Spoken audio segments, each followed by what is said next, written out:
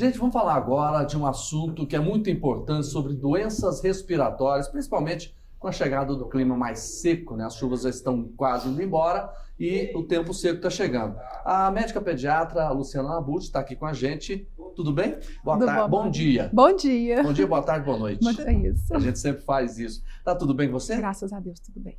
Doença respiratória. Quais são os cuidados que a gente deve ter para não ser vítima dessa doença? Jordeval, eu quero agradecer pela oportunidade, porque é o que nós estamos mais vendo aqui na nossa região. Os prontos-socorros estão lotados de doenças respiratórias, né? Mesmo antes do período da seca, então? Mesmo antes. Assim, por quê? É um período que está tendo muita circulação de vírus. Então, aí a gente tem influenza, covid, gripe comum, a gente tem as bronquiolites, as asmas, né, que às vezes exacerbam por causa da mudança de temperatura, que aqui em Goiânia é assim, a gente um dia sai no frio e chega com 40 graus em casa, né, e isso acaba... Sai de blusa, depois se esquenta. Isso, e aí para as pessoas que têm asma, né, isso acaba afetando um pouco e desencadeando crises. Então, é muito oportuno esse tema e a gente orientar a população a quando buscar o pronto-socorro, quando eu vou preocupar com a tosse, né, então a gente poder orientar isso, até porque às vezes ela chega ali sem necessidade, com uma coisa simples e acaba contraindo outra, às vezes até na própria espera ali do atendimento. E qual é o momento, então?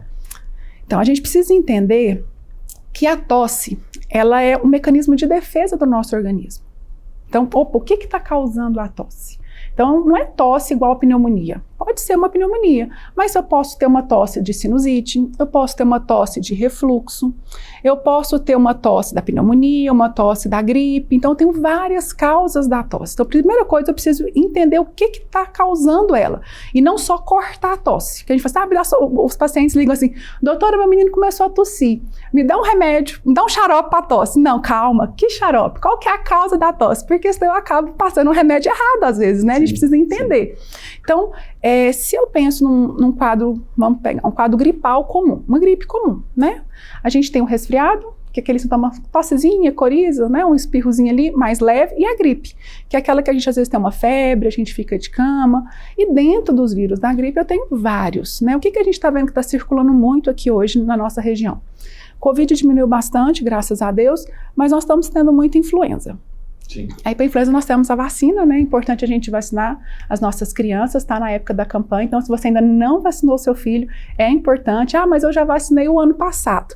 Ok, a vacina do ano passado ela é do ano passado, então a vacina de 2024, como que ela é feita?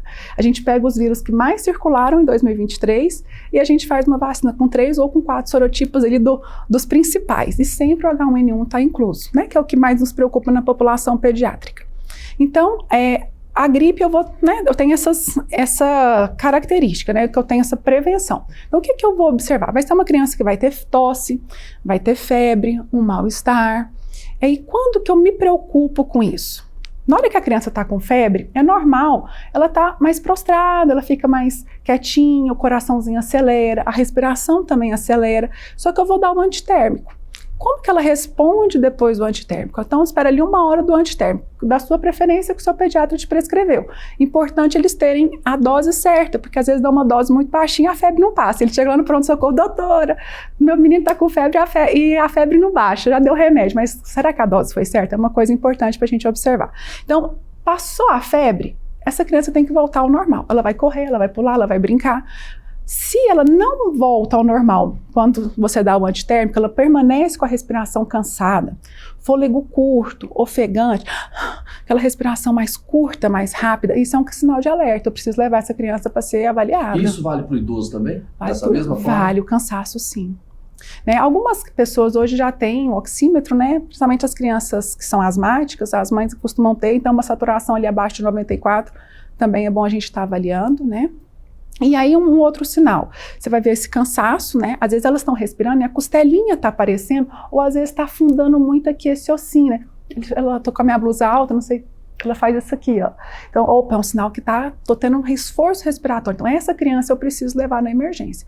E a gente precisa lembrar o quê? Todo quadro viral, né? Ele vai dar febre, isso faz parte, é uma resposta do nosso corpo. Então, não é fez febre, preciso ir imediatamente ao pronto-socorro. Porque na emergência, às vezes, acabou de ter o primeiro pico de febre. É o meu organismo falando assim, olha, tem alguma coisa aqui que está fora do meu habitual. Então, o que eu vou fazer? Às vezes você chega ali com 10 horas, 5 horas de febre. Tem hoje pacientes que fez uma febre e agora já está lá no pronto-socorro. E a gente examina e a gente não acha nada. Não é porque o médico não soube achar, é porque o corpo ainda não mostrou, ainda não sinalizou. E muitas vezes eles querem fazer os exames. Só que não adianta fazer exame tão precoce. Por quê? Porque não detecta. Ainda não deu tempo do meu corpo produzir os anticorpos, ter as mudanças necessárias. Então, o que a gente observa? A febre em si, eu posso esperar num quadro viral até 72 horas. Pode ser, se a criança não tem esses sinais de alerta que eu falei da respiração, pode ser. 72 horas, até 72 horas. Mas passou de 72 horas, eu preciso reavaliar essa criança.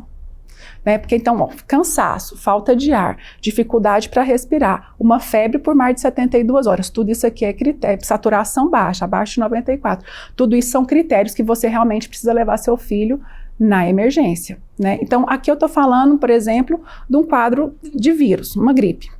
Outra coisa muito frequente que a gente está tendo agora são as bronquiolites. É um vírus que ataca principalmente os bebês, né? Até ali 1 ano e meio no máximo, né? Mas principalmente os menorzinhos. 6 meses, nessa faixa. Então, nessa época do ano, você que deu à luz recentemente, é importante não sair, não ir para locais de aglomeração, shopping center, essas coisas. É bom você guardar um pouquinho o seu bebê, né?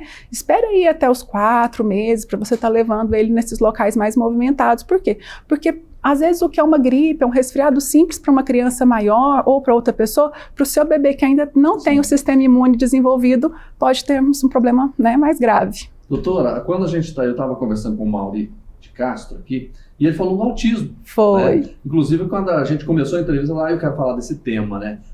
Fica à vontade. Pois é, eu falei, né, que nós estamos no mês aí de abril. Sim. Na hora que eu estava chegando aqui na casa, eu percebi que está tendo um evento, alguma coisa, né, em homenagem. E a gente está aqui com a brilhante entrevista do Mauri, e ele ainda fala para nós que ele tem um diagnóstico de autismo, né. Então, eu falei, a gente precisa alertar a nossa população. Quais são os diagnósticos precoces? O que eu percebo no meu filho ali precocemente, né? Com a questão das telas, principalmente pós-pandemia, a gente viu um atraso na fala muito importante. Nem sempre é de autista, às vezes é uma falta de estimulação. Então, o que eu quero dizer para vocês? Que o atraso na fala ele é um sinal que a gente precisa levantar. Opa, peraí, será que está tendo meu filho, né? O atraso na fala é um sinal que a gente pode observar. Outra coisa, é uma criança que às vezes tem um atraso no sorriso social, lá no comecinho, quando ele é bebezinho, né? Às vezes não teve aquele atraso, ou ele não teve aquele sorriso social que a gente espera do bebê.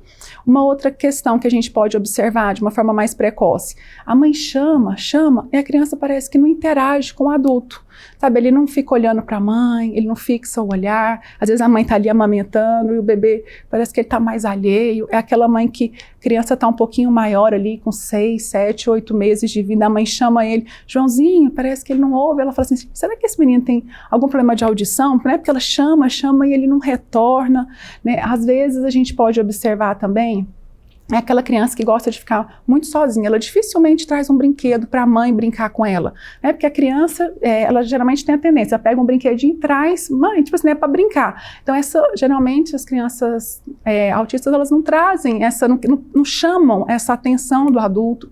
Uma outra questão importante são movimentos estereotipados. Às vezes a criança está muito feliz, ela fica balançando as mãozinhas, ou às vezes rodando, né? Gosta de ficar vendo os objetos rodando. Então são alguns sinais que a gente precisa, ligar ali o alerta, né? Conversar com o seu pediatra, ele vai avaliar. Hoje a gente tem alguns testes que a gente pode ir fazendo algumas perguntas para as mães, que a gente pode, né, ir dando ali um direcionamento, porque o mais importante é a gente começar um tratamento, né? Começar ali umas estimulações precoces. O primeiro caminho é o pediatra. Começa no pediatra. E aí o pediatra vai avaliar, se necessário ele vai encaminhar para o neuropediatra ou psiquiatra infantil, e aí a gente vai sempre trabalhar com uma equipe multidisciplinar. A senhora percebe que as pessoas demoram muito a procurar o pediatra nesses casos?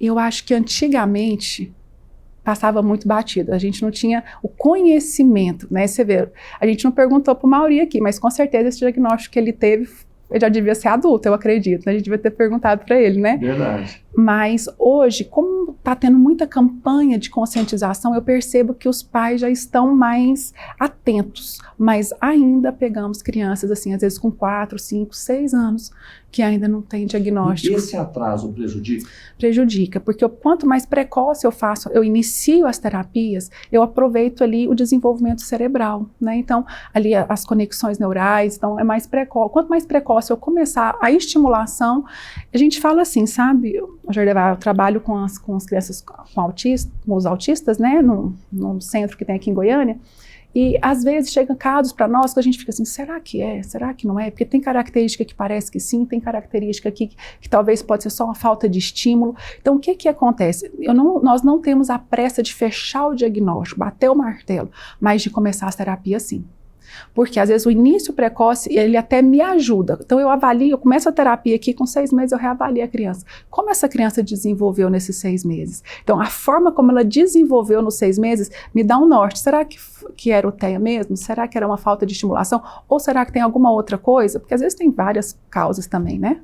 Exatamente. Doutora, obrigado pela consulta aqui ao vivo aqui no nosso programa. Volte mais vezes para a gente falar de outros temas também. Amém. Obrigada pelo convite. Um grande abraço. Conversamos com a doutora Luciana Labute, médica pediatra, que falou sobre autismo, falou também sobre doenças respiratórias muito importantes nessa época. A gente vai